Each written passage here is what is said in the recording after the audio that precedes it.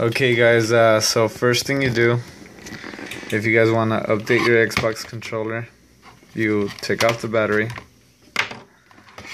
Alright, and then you get that micro SD cable. And you connect it to the side of your Xbox.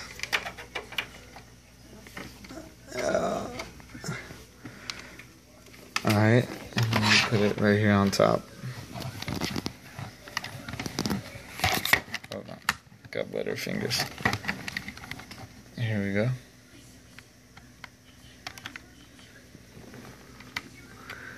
Wrong way.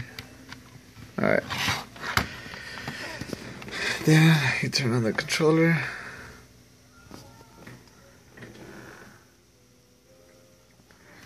Then you press settings, or the menu button. And then you go to settings. Then you go to devices and accessories. You see the controller.